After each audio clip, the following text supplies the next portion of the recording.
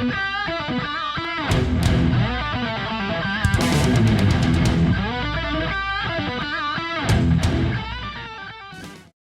going on, YouTube? So before anyone asked about the wheels that are on the car on the dyno, I just borrowed the chrome ones from a friend because the Blizzaks are rated at 106 miles an hour, and on the dyno we exceed that. I think we hit 170 miles an hour on the dyno at one point.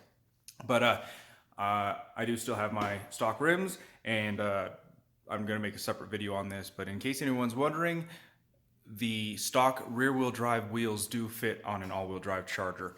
The video that I do on that one will actually show the offset and a little bit better angles and whatnot. But anyways, here's the dyno run after the water meth kit and the retune.